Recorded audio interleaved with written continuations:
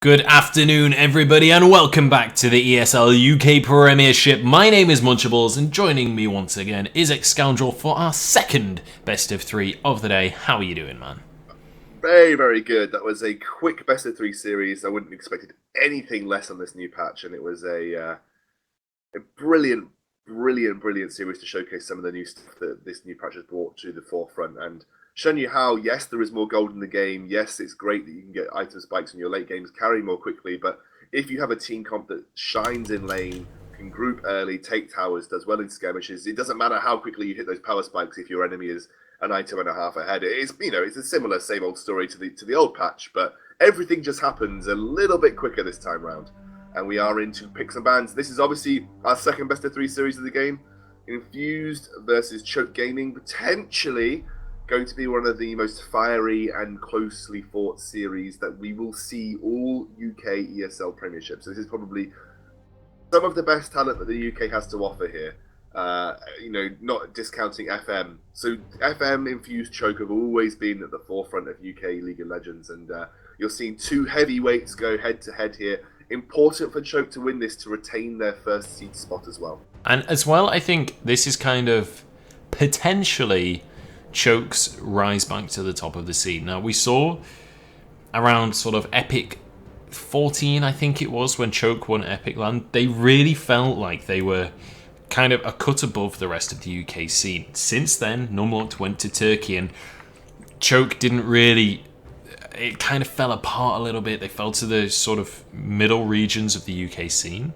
Now, Numlocked's back. They seem to be in a much better position again. They seem to be on the right page, and the recent games I've seen from them have been a lot more cohesive. However, they're up against Infused. Now, Infused, without a doubt, in recent games that I've seen, have been the best team in the UK. They've been sort of a cut above the rest currently. However, we haven't seen them play in the last couple of weeks because their games have been sort of delayed and rearranged and things. So maybe I would have to agree with you on that sense, Munch. I think from what I've seen from the games that you've been casting with Vedius, the Infused have looked incredibly strong, just in comparison to the rest of the guys in the scene. You've got Alfari in the top lane, he's a monster. You've got Maxwell in the jungle, he's always been consistently one of the best junglers in Europe, let alone the best junglers in the UK. And then this bot lane of Arfan and Poilk is just, it's really strong. And it was so funny, I'd never heard of Charlie T until previous to this UK Premiership season. And he's a monster, he's 700 LP challenger, the guy is a god. Yeah, he's incredibly good, and we've seen that in the UK Premiership as well. He has been doing incredibly well in that mid lane, and now Max Law is going to be on the roster as well. They previously had Kino Combo on the roster, and then a few roster swap arounds. Kino has ended up going over to FM, sorry. Yeah. And now Max Law has come back onto the lineup of Infused, who obviously Max Law has been around the EU challenger scene for quite a while. Was previously on XNLO, and we'll see whether he's going to be able to sort of carry this Infused lineup to victory, whether he's going to be able to fit into the lineup perfectly. I would expect him to be able to do so. Definitely a very, very talented player. Yeah, I mean, everyone in this lineup are talented. We're going to see a couple of things coming through here. I want to talk about them each individually. Misfortune. Now, I was saying earlier on in this stream that I thought Misfortune was incredibly strong. Vedius, who's obviously our other caster, has just fed me information from the PGL that Misfortune has been picked or banned every single game in the PGL playoffs. So I definitely think Misfortune is probably one of the strongest AD carries in the game right now. She has had a whole host of changes. Double Lift absolutely loves her. Double Lift practically picks her every game if he gets the choice. And to be honest, in terms of as far as AD carry knowledge goes, this new patch, I've watched a lot of Double Lift stream, and I've watched a lot of Forgiven play, and both of them have been really loving Misfortune. I genuinely think she's incredibly strong. Now, what we've seen in changes to Misfortune is she's one of the only AD carries that has had a base attack nerf and a base attack scale nerf. So she had 2 nerfs to her base damages, but an increase in her base mana. This is because she's got a new passive. She Love tap. basically has a love tap. So she deals basically a portion of her total attack damage as bonus physical damage when she attacks a new target. A bit like Jarvan's passive, Martial Cadence. Every time you attack someone new, you get a huge damage spike. That actually works in the sense that switching targets for Misfortune benefits her damage quite a lot. So every time she switches a target, it's a huge amount of damage. Yeah, we're going to see as well the Echo locked in, which we haven't really seen all that much Echo as of late. But we are going to see that one locked in, so I'd be interested to see where that goes. It looks like it's probably going to be a mid lane pickup for Charlie T here, and he's going to be up against the Ahri of Ravano. Ravano, a very distinguished Ahri player. We've seen him play in the past to great effect. But I think a key thing that's sort of snuck through this champion select that we need to touch on is the fact that the Hado has Soraka. Yes. Soraka is probably one of the most powerful champions as a support in the game right now.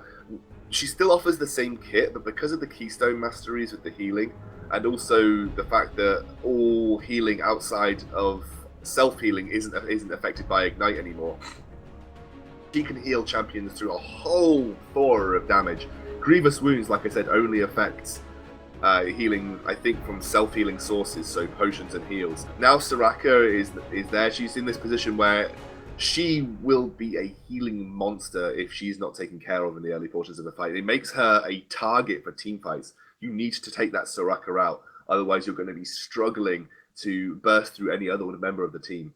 Obviously, because Soraka can't heal herself, and the only heal that she does have is in the form of her ultimate for herself. Then if you manage to focus her, you know, that's a pretty solid way to deal with it. That's probably why Arfan has stuck with the Ignite. He's on the Annie. They want to focus Soraka, right? I imagine that all of their damage will be looking to put it down onto Soraka, and maybe it'll be smaller trades with Jokerism on this Tristana. We were talking a bit about Misfortune as well. She's had a change to her W. So her W used to be, I believe, Impure Shots. And now it's just Strut, isn't it? They've added Strut to the W. Yeah, basically it's they've taken away the ramping magic damage from Impure Shots, but you still get the attack speed bonus on activation. And obviously, by love tapping new sounds so hard to say. When you love tap new targets, it extends the duration by 2 seconds if you hit a champion and 1 second if you hit a minion. So theoretically, if you continue to auto attack new targets, you can extend that attack speed bonus indefinitely. Though I imagine 2 to 5 seconds would be the average run through for that. Make It Rain has had a range increase, and Bullet Time has basically had pretty much an overhaul, really. Yeah, an overhaul. You get a few waves. You can get a critical strikes on the Bullet Time, meaning that a wave will critical strike, dealing 120% damage. The waves have gone up from 8 to 12, 14, and 16, respectively, with the amount of levels. And I believe it's had a huge total attack damage buff. Because it's no longer got a base damage. It just runs off your total attack damage. So it scales quite well. So theoretically, you could say have 300 and something attack damage, and you'll be doing 275, 250 damage per wave with 16 waves of that. You can imagine that's a lot of damage Misfortune can pump out in a short space of time. But the duration has also gone up. It's a 3-second duration. So overall, the damage is greater over 3 seconds, but she has to stay rooted and casting for a little bit longer.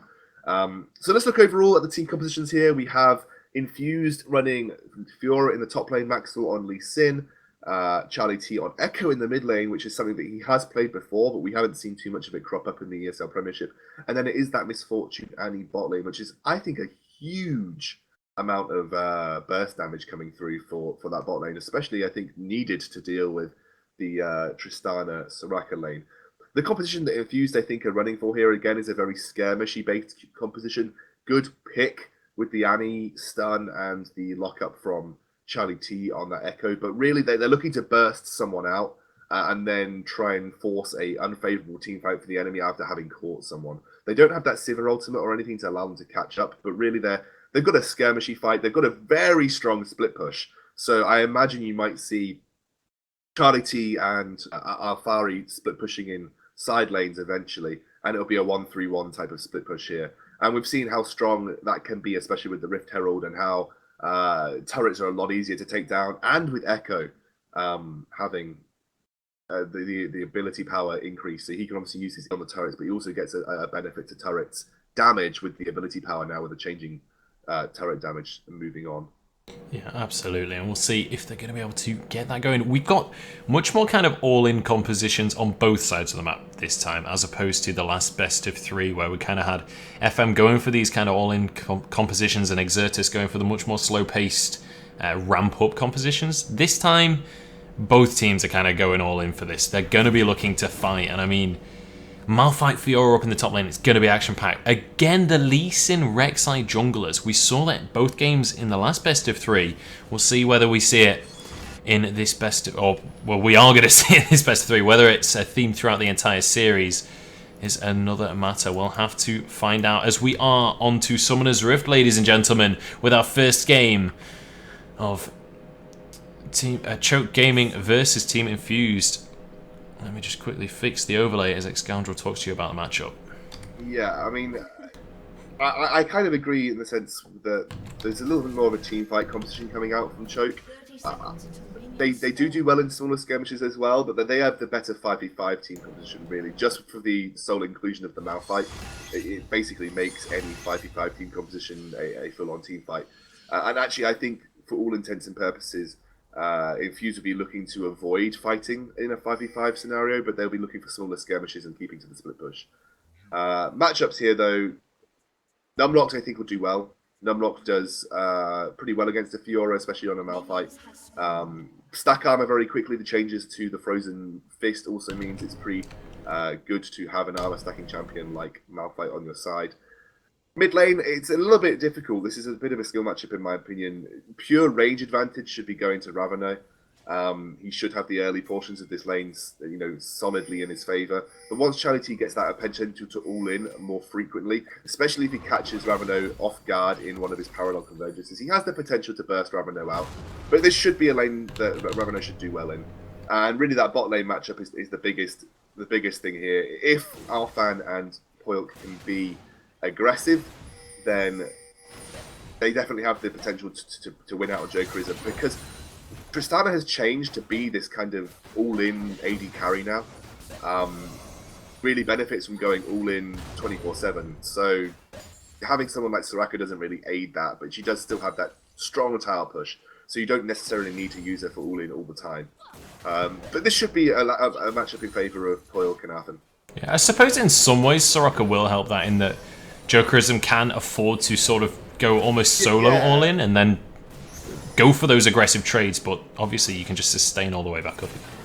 I completely agree. My only comment there would be that if you go all in versus an Annie and a Misfortune with a stun, you're never going to get out in time. You're going to die basically before Soraka can catch up to you, because you've got to remember that Jokerism will basically get so much benefit now from using Rocket Jump offensively.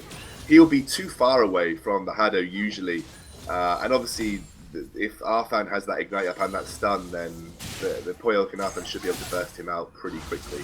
It just depends. The flash heal from Soraka could save the day there, but I don't imagine, unless Jokerism has a surefire kill, I don't imagine we will see him go too aggressive in this lane. No, I'd expect you're correct on that one, as we see Plex and Maxlaw bumping into each other in the jungle there. Both of these guys typically pretty aggressive junglers.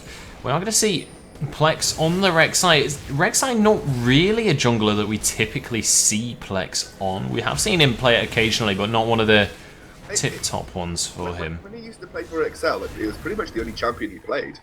Right at the start of when he was playing, I think it was last season in the ESL Premiership, Nocturnal Plex basically only played Rek'Sai. I don't know whether that must have changed pretty recently then.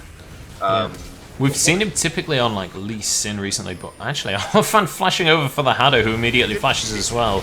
Now the fight is all kicking off as Plex is on this front line, but he's going to be healed up by the Hado. Alfan's so low, but the last auto attack won't be able to come through here, and both teams get away. Arfan was looking to get a double spell off to get the stun, but that just didn't happen. Actually give Playok a little bit of time to solo farm and actually freeze the wave quite effectively here in the spot lane portion. So, you know, Jokerism now going to have to push the wave even further towards turret, and he's going to be a little bit behind in CS. But Maxlaw being aggressive didn't result in any deaths. Maybe just a little bit of wasted time on both sides. You say that, Maxwell's coming back into lane. He's not quite going to be able to find Jokerism though. And immediately the heal comes out from the Haddock. That's going to top his AD carry right back up. And now we see Nocturnal Plex. He's looking for something in this bottom lane, searching for this lane gank. Now just going to try and clear the minions so that he can get into this brush. And might just be able to find himself a knock up here onto Arfan should he come up to try and ward. Yeah, Arfan obviously not having that flash makes him a pretty attractive target. And Plex is really waiting this one out, but actually the Infused roster seems to have an idea that this is happening. The wave is definitely going to reset here. If Nocturnal Plex wants to stay around, it could be an opportunity to get a gank off onto Arfan, and that seems to be the case. He's going for it. Yeah, that is going to be Arfan going down. Jokerism should be able to get the last auto attack. Poyle trying to do what he can, but knock up from Nocturnal Plex is going to keep him away from the rest of the squad, and that is going to be the first blood going over to Choke Gaming. So good start from them. Nice gank from Nocturnal Plex. Committed to that for a long time, and it finally pays off. Yeah, and it was just because of the beautiful wave positioning that sort of stacked up for them there. The wave reset allowing Plex to get a little bit closer to the action. No warding coming out from Arfan either into these side brushes. And now actually a ward goes down into that side brush to just make sure that Playok is definitely alone here. And it is the case. He is going to try and push this wave out as quick as possible. But yeah, that early engage by Maxlaw into the jungle, burning Arfan's flash. I mean, very, very aggressive by Arfan as well to try and land that stun on the Haddo on the Soraka. And unfortunately paid for it with his life in the long run. So nice bit of play from Plex and good presence of mind as well to keep himself in that situation. It has allowed Maxlaw a little bit of time to get into the enemy jungle and place some wards, but hasn't really resulted in anything else. I think he's taken away some of the camps, just some of those Razorbacks. He's managed to clear that one out. Yeah, absolutely. And now we just see the laners heading back to their respective lanes. Bit of CS lead starting to build up in a couple of lanes here. Poyle is he's over 20 CS ahead of Jokerism on that Tristana. While Jokerism did manage to get that first blood, it is going to mean that the gold is almost exactly even between the two AD carries. Then up in the top lane as well, we see Alfari starting to build up a little bit of a CS advantage over Numlocked. Plex, though, is here, and he's found Alfari, gets the knock-up, already down to half HP, but Maxlaw is on the scene as well. A beautiful flash comes out from Maxlaw to dodge away from the unstoppable force. Numlocked has to flash out of this one, and that is going to be a relatively good trade there for... I mean, flash is burnt on both sides.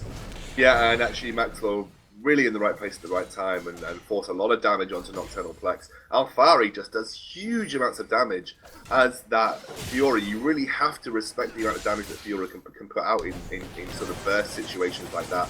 But Numlock's managing to escape after the ultimate being used by him and the ultimate being used by Alfari in the top lane. So all in all, even Stevens really from that engage. Just a little bit of pressure put onto Plex because Maxlaw is doing a lot of damage right now, and Plex just seems that little bit weaker in the smaller skirmishes.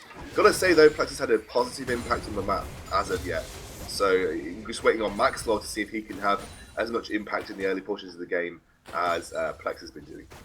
Yeah, we will have to see.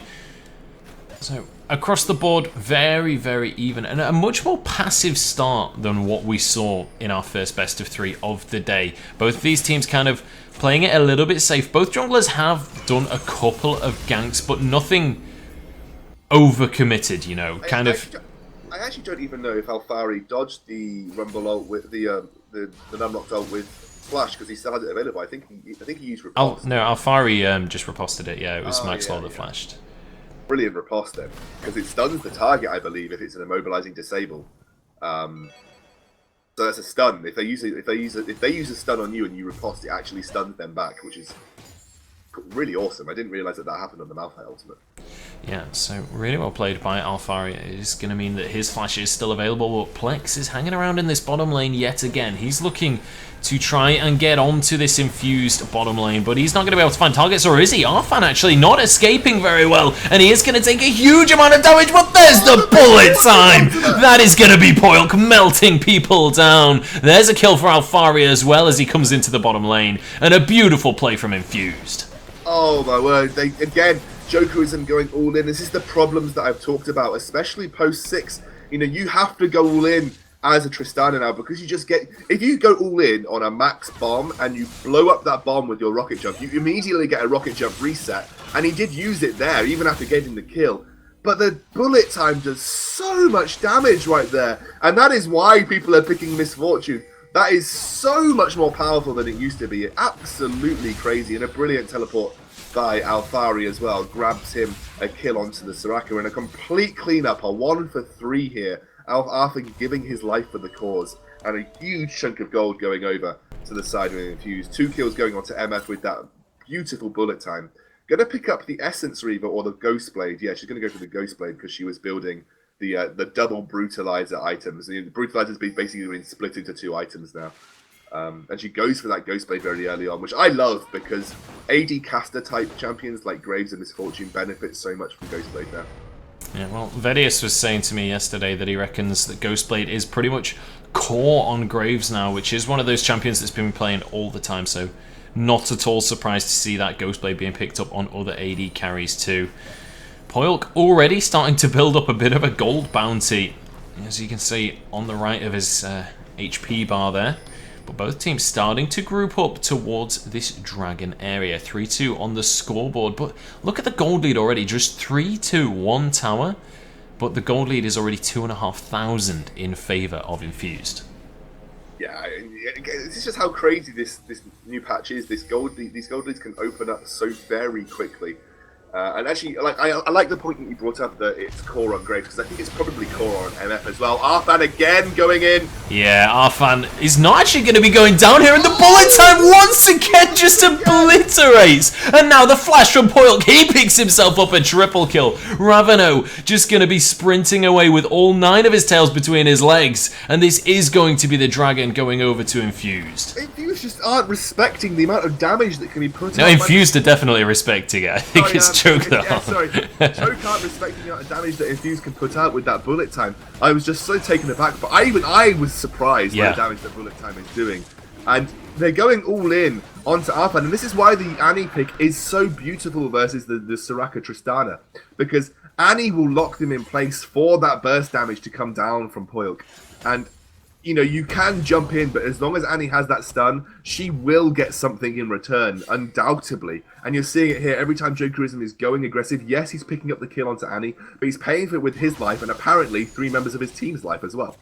Yeah, absolutely. And this is starting to look pretty terrifying. 5-0-1 on Poilk right now on that Misfortune. Also 20 CS up ahead of his lane opponent. Let me take a look at the gold, in fact. He is almost 2,000 gold ahead of his lane opponent at 12 minutes and 30 seconds. That is a ridiculous lead. Numlock now using the unstoppable force just to try and get away. Arfan did have the flash available, but no Tibbers, so can't quite commit to chasing away the Malphite. And now we're starting to see everybody from Infused heading towards this top side of the map. Maybe the Rift Herald could be the next objective for them. Yeah, Rift Herald definitely should be on the cards, especially with Misfortune in that top lane. But she might be able to take this turret pretty quickly anyway. Turret's only built up, well, it's not telling, actually the armor is going a little bit crazy, but it says it's only built up 26 armor. So it's going to be basically doing nothing for itself against the 80 damage that Poilk is putting out at this point in time. And you can see it went down very quickly there. I keep talking about this turret changes because I think it's just so different from what everything. Well, it's entirely game changing. Yeah. And I mean, I think that's probably the major reason why the speed of the game has increased so much, is how quickly those objectives go down and how much that opens up the rest of the map if you're able to be the one to take them early. Because the turrets that are decaying, you know, they're decaying over time and getting easier and easier to take as well. I mean, it's just, yeah, crazy. Flash Tibbers into bullet time, comes out. Hado is going to be going down. Charlie T flash for that one, but he's going to be locked up. The chrono break keeps him alive though, and he's going to walk away. Ravano having to spirit rush on out of that one. And Infused somehow pick up a kill for free, and Charlie T in the nick of time getting away. Have you seen that the corrupting potion has been picked up on both Fiora and onto Echo? So Corrupting Potion is a new upgrade from the reusable potion, refillable potion. That basically means you get a bit of health and mana back over 12 seconds. You have a 12-second period where you deal 23 magic damage over 3 seconds every time that you do use a damaging spell or attack. So it basically gives you a small red buff, essentially, to use against, instead of being true damage, it's magic damage. But it's like a small magic damage-based red buff that you use when you've got your pop, which I think is really awesome. It's like a time-based buff. You can use it to turn fights if you're in the losing end and you're using that potion, or you just use it to get that little bit of damage on when you're looking for the kill. Combine that with Ignite, and you've got 2 damage over times that you're using when you're trying to take someone out. It's really, really cool. Yeah, well, we'll see how that comes into play. I mean, obviously, you can already see how that's coming into play. There's one in the hands of Numlocked as well, so clearly an item that these guys are enjoying using, and it seems to be very gold efficient as well. All of the flasks, or the new potions that are refillable, they all seem to be incredibly gold efficient because of how long you can hold on to that 6th slot. It just means you don't have to keep buying your actual pots instead.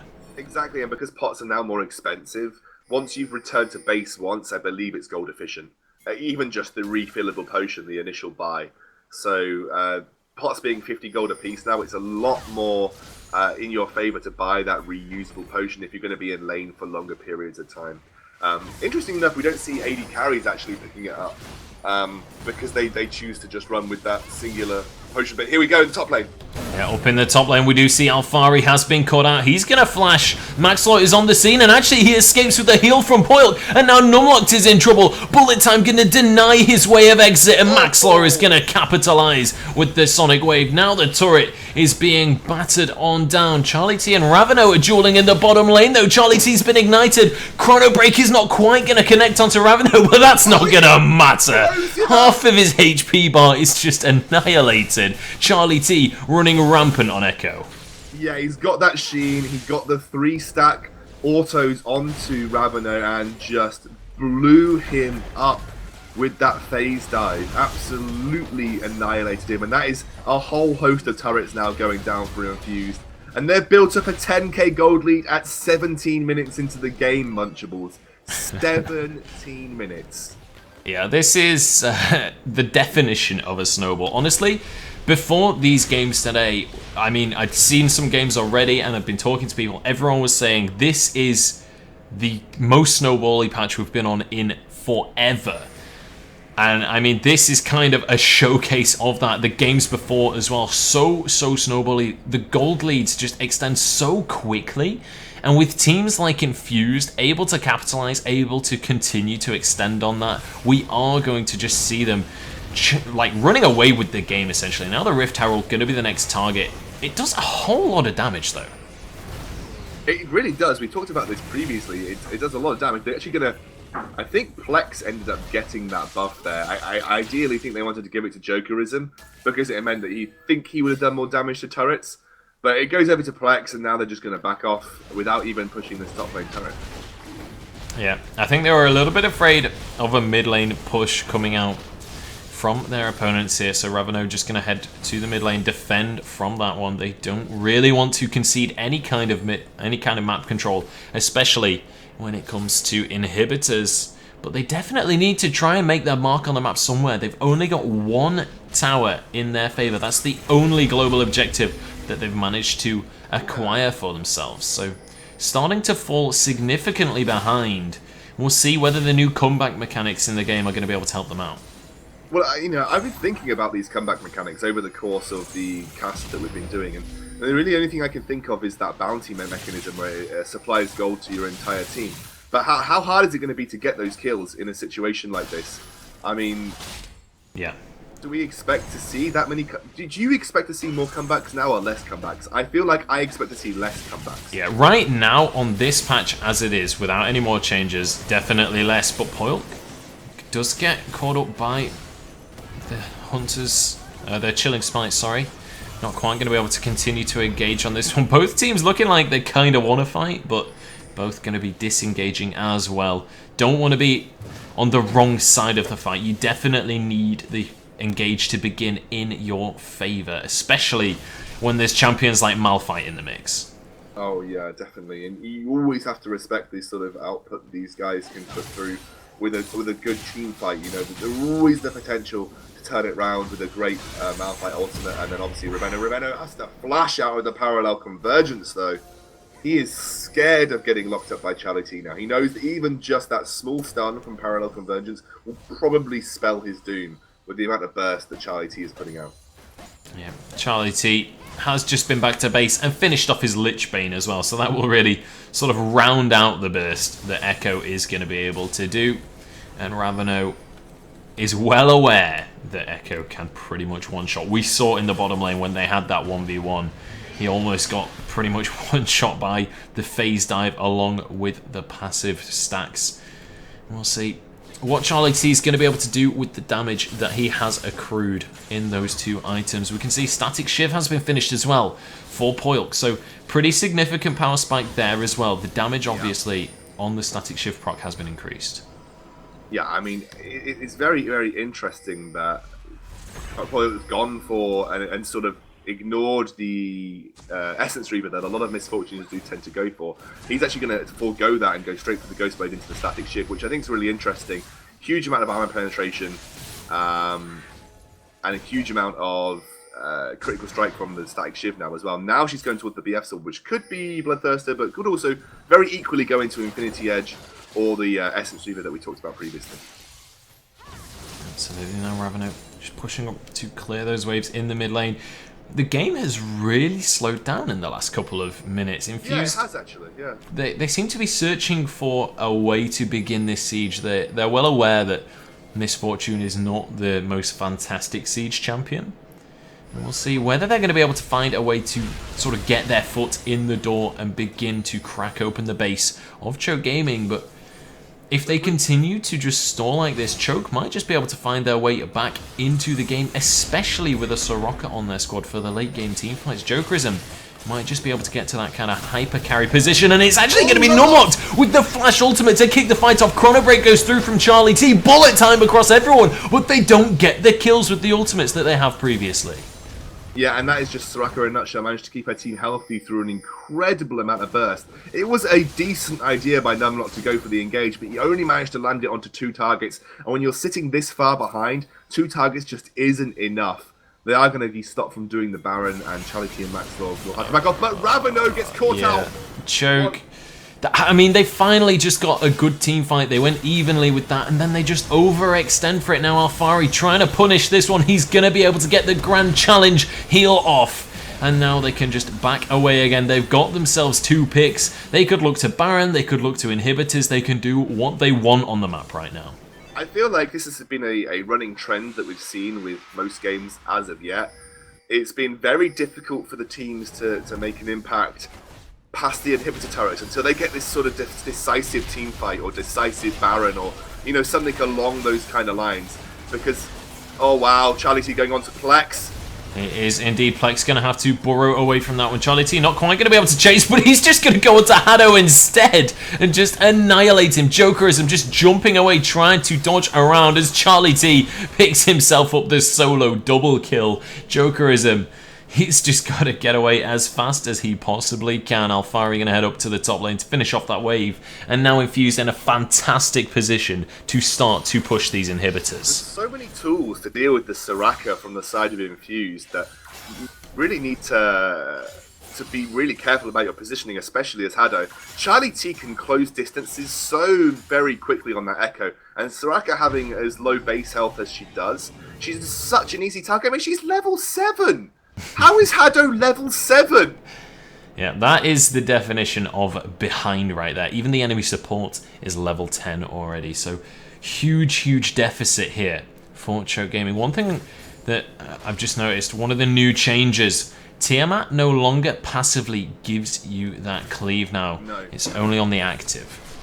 Yeah, I think it happens on the Ravenous Hydra. Yeah. But not just not on the Tiamat, because Tiamat is now a cheaper item to build, and it's more expensive to combine it into the later items. Also, you can freely swap between Ravenous Hydra and Titanic Hydra, which I think is a really interesting concept. It means when you play something like Renekton, in the earlier portions of the game where you just want the flat damage, you don't have the health to make the Titanic Hydra worth it, you can go for that Ravenous. And then later on, you can freely swap out into the Titanic, just to make you that little bit more tanky, and potentially have a damage boost from the health that you've accrued. That seems OP, but we'll have to see. We are going to see Infused now. Yeah, that definitely seems OP. But we are going to see Infused starting to get this pressure across. Out of all of the things in this game right now, swapping freely between Titanic and Ravenous Hydra. Why do top laners get to have free items? That's not fair. I want to be able to swap items as an AD carry. Anyway. I love you, Munch. Just out of all of the things that we've seen, it's just the Titanic Ravenous Hydra that is OP. Well, there's quite a few bits, but Plex's health bar getting melted, that's one of the OP things in this patch right now. As we see both the top lane inhibitor and the bottom lane inhibitor starting to get pressured on. This is how you use a Baron buff, says Infused, as they start to look to finish out the game. Charlie T finally finishing off that top lane inhibitor, and now Ravano is going to get obliterated once again. That is going to be the end of the game. The surrender comes out from Choke Gaming, and Infused kick off this series with a 1-0 start. Yeah, they have indeed. And it was basically all down to that huge impact of Misfortune. And later on into the game, Charlie T just running away with it. You know, this is how it snowballed. 25 minutes that was, by the way. That was the quickest game that we've seen today. And that was just snowball after snowball. And do you know how quickly we're seeing teams go from having no inhibitor turrets to having the entire game in their pocket? That is ridiculous how quickly that happens.